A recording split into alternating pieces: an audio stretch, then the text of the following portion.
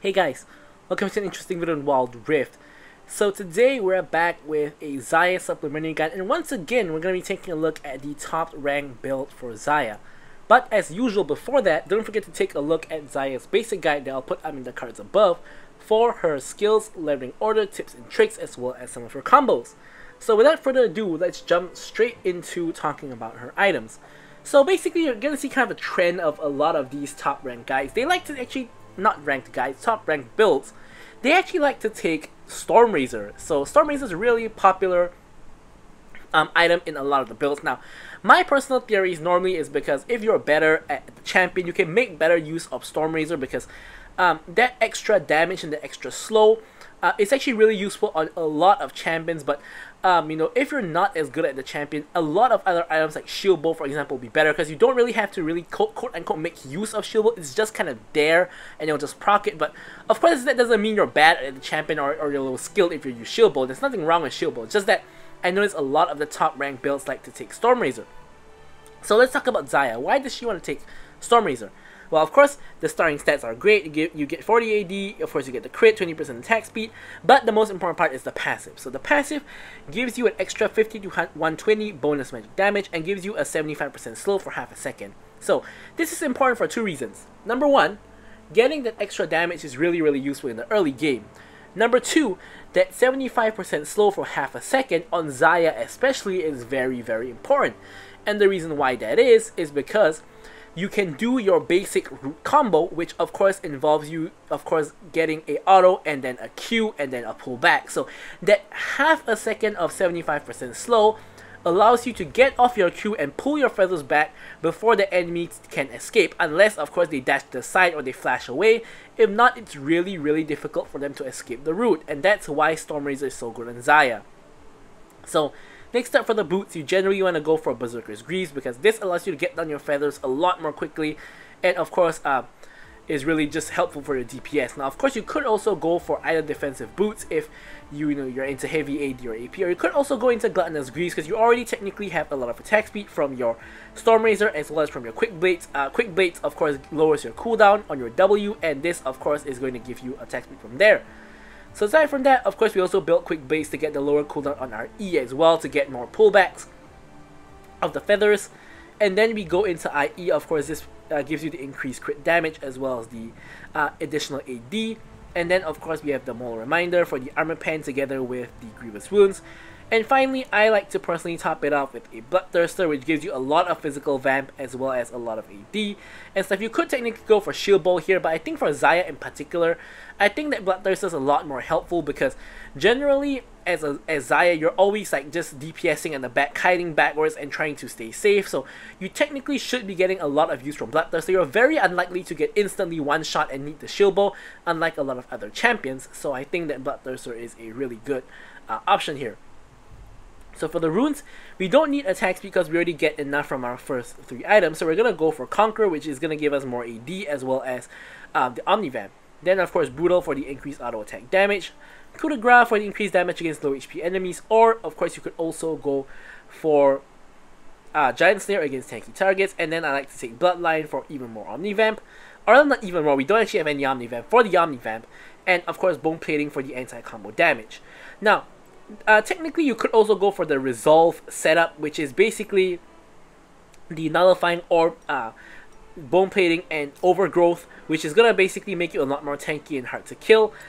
You could also go for Perseverance if you need it, but personally I don't really think that's necessary unless you're against a very hard matchup.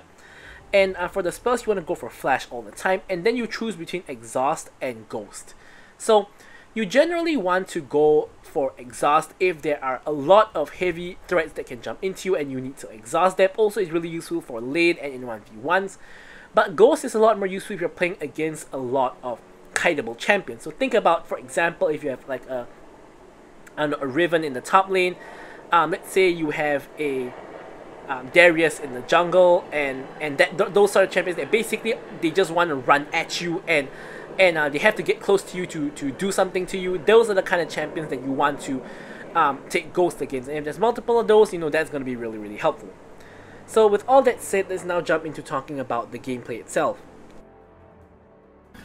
Okay, so let's take a look at our gameplay. So basically for Xayah, it's really simple when you want to play her. Basically you want to play her against a lot of champions who are kiteable, so champions like Darius here for example, or champions who want to go in on you. Basically again, Darius, Malphite, Nyla, Nautilus, Jace to some extent wants to jump in on you as well. So when you see like 4 or 5 of these champions, sometimes even 3 is good enough, it's Xayah time. It's Xayah is such a hard counter to all of these champions here. So here you can see instead of starting Q here, I'm starting W, because overall W gives you more DPS if you get into a level 1 fight, whereas Q is a lot more useful to just poke people down if you're not in a fight level 1, which most of the time you're not going to fight level 1, but here since Nautilus decided to hook in, I'm going to level W and just start pelting them. And you can see we've got Nautilus and Nyla both to 1 HP, and we're still almost full HP, and the Leona also about 3/4 HP, so we're doing really well in that trait there. Of course, Neela has big problems getting close enough to really trade properly, especially at level 1 where she doesn't have a dash, doesn't have mobility, and if she overcommits, could prove fatal. So here, basically, we don't really have to do anything very much. All we really gotta do here is just farm. If Nautilus or Nyla tries to go in, then we of course just root them, or just, you know, basically just attack them basically, because they are both melee, so they both have completely no range. Of course, you also want to poke them. You can see I'm just getting a free auto in onto the Nyla. Most likely Nyla has second win, because most Nylas take second win like myself. So we are probably not going to do too much damage to her overall. Here, Nautilus gets caught by the root, gets caught by Leona stun, but unfortunately the Leona W ends up picking up the kill on Nautilus. So he does go down, but we don't end up picking up the kill. All's good though. Kills a kill. And now we want to just shove in this wave so that we can maybe just reset and get some items, perhaps. Or we could also try to stay and force plates. So we are going to go for the reset option to get some item components.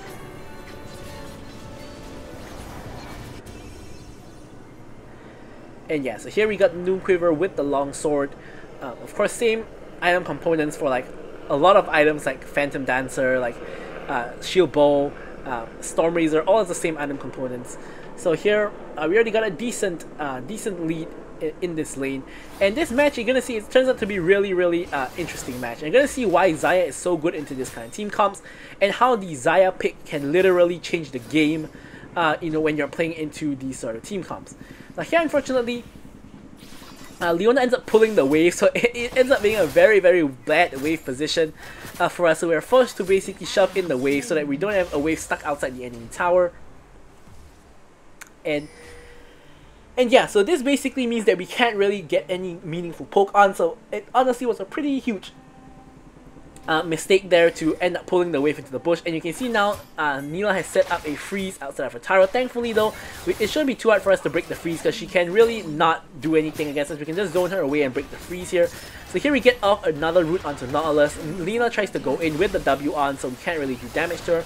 Here you can see the ulti coming in when Neela ults. Here I exhaust her, pull the feathers back to kill Neela, get the auto onto Nautilus to kill him as well. And then Darius has to flash away. So you can really see just how strong Xayah is against these kind of team comps.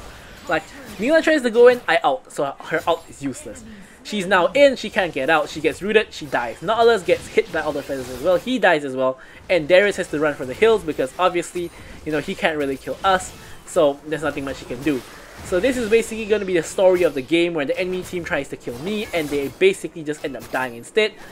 And here Nautilus somehow just walks right into my feathers, so I'm going to pull them back. Here Nautilus gets off a good ult. Nyla has the W ons trying to trade onto me. But here I still have my flash, I flash away, I pull back the feathers again, get the kill onto Nautilus. Nyla is really low, but so is me and Leona, so we're not going to take the risk. I have a 3 kill shutdown now, so I don't really want to give that over, so I'm going to just back, pick up my Storm Razor, and of course start building towards my Berserker Greaves. So we're in really good shape, getting really fed. You can see that my goal versus the Nyla goal is like, I'm more than 1k goal up on her, and Leona is the same situation against the Nautilus.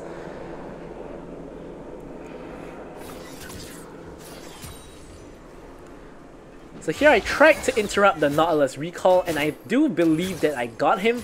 Although he's not in damage yet, he was interrupted, so he did go back to tower to recall. And basically the Nautilus, after those couple of experiences, like he died to us like twice now, he's now really scared of us. So here, I'm trying to force this plate down, which we do manage to get. But once again, here I have my ult up, so I'm not too scared. If Nautilus or Neela tries to go in on me, I can just ult and get to safety. I still have my exhaust as well, so I'm really not too afraid of them. Here, Leona just camping the bush and seeing if she can find an opportunity to go in. Nautilus shield pretty huge, can't really break through that with my Storm Razor auto. But here the Dragon and the Herald have both come up, and our jungle Twitch is kind of just farming the jungle and not really caring too much about the objectives. I think the enemy team is actually on the Dragon here, but not much we can do with our jungler. Actually they're not, because Neela just went there to ward. So Twitch actually gets the ward in and finds out that they're not there. And here, now with our lane priority, which we'll basically always have because we're playing against a double melee lane, we can go ahead and rotate to the Dragon. Darius has gone to the Herald, which basically makes this a relatively free Dragon for us. Shouldn't be any contest at all. Neela just walks away. Nautilus for some reason tries to walk into the pit. So here he gets chain CC'd by me and Leona, gets rooted down. Veigar picks up the kill, which I don't really mind because I already have like 3 kills, and getting Veigar fed is not too bad as well. He is now 4-1, so he is doing really well for himself as well. And now here, we're back to trying to hit the tower here. You can see we're easily just bullying the Neela. Just look at the Storm Razor damage. We get the root down, and here I try to finish her off with the ulti to reset tower aggro as well, but unfortunately, she's able to step to the side and we're not able to finish the kill. But you can see the main idea there. Here, Malphite's coming down. We're going to just continue focusing the tower. Nautilus coming down as well. Malphite has a Luden's Echo. Worst case scenario, we get ulted by him. Shouldn't really happen though, because we can just walk away. Unfortunately, we can't secure the tower because of Malphite rotating. So instead, we're just going to have to back. The good news about Malphite rotating is that my team should be able to have a numbers advantage at the Herald, and they should be able to pick up the Herald for free because Malphite decided to come down to help his bot lane instead of going to contest the Herald. And here Nyla and Nautilus are trying to push in. So here Leona tries to ult the Nyla, but Nyla still has dash, so she's not going to really get caught in there. And here, no point really keeping the wave here anymore. I'm just going to push in so we can try to force tower, or either that or get some poke against them on the tower. So here, Nyla pops the W, so that's really important because it means that she won't have W for the next like 20 seconds or so. So we should be able to find a window to, you know, supposedly go in on her or something like that. We can see Jace is actually roaming down. He's kind of hovering in the jungle area, so we do want to be careful. Don't want to play too over aggressive because it's the main way that we basically end up losing. So here, once again, we don't have vision of Jace anymore, so we think he's probably coming down, so we're just going to back off. You can see Darius is there as well, joining up with his team in the bot lane. So it's kind of becoming a party in bot lane. So here Nyla's about to face check the bush. Does end up face checking here. I'm going to get off a couple of autos, and then I'm just going to pull back the feathers. Don't even have to pull back the feathers actually, she just dies. Nautilus just flashes the wall, and yeah. So I don't know why they decided to go and face check that bush to get a ward in, but yeah, so here the tower is basically dead. So we do get the tower. Nautilus cancels his own recall when I wasn't even planning to cancel him. I was just trying to get the tower, but we end up wasting Nautilus's time inadvertently, which is always a good thing. So now that we've secured the tower, we've gotten the kill onto Nyla as well, so we have a lot of gold. We want to reset, pick up the Navori Quick Blades, and yeah, it's becoming a very one-sided affair because the rest of my team is doing pretty well as well. Just look at the KDAs of the whole team: 5-1 Veigar, 3-1 Twitch, 2-1 Yone, and on the enemy team we have like a 1-5 Malphite, 0-1 Darius, 2-4 Jace, 0-2 as well as an 0-3 bot lane. So we're kind of stomping them at the moment, but a lot of that is just due to them just running face first into me and just trying to fight a Xayah when she has feathers behind you. So here Darius tries to get a skull. We're not going to allow him to get that. Here my whole team, literally my whole team is just chasing him down into the jungle. Here we do end up getting chain CC with the ultis, but you can just see we're not even taking damage at this point. So here we're just going to basically just destroy whoever is there. Going to try to get the root on the Darius. Darius flashes the root, so unfortunately no root for us. And now we're just going to just clear out this next wave while Twitch is clearing the other wave, letting our wave come in. And basically, so long as we don't throw the game is basically free at this point. We're so fed to the point that enemy can't really do anything much. Our whole team, for that matter, is fed to the point that enemy team can't do anything much. So here, Veigar ends up getting baited by Leona, because Leona just stood there and let him die. And here the Nyla tries to go in. I'm just gonna ult the Nyla out. And here I'm just trying to keep them interested. I exhaust the Nyla. Unfortunately, the knockup on the Leona gets hit onto me as well. Here I'm gonna eventually get the Malphite. I'm 1 HP at this point, so is Nyla actually. Here I'm just gonna flash as Leona goes in. Unfortunately, Leona ends up dying.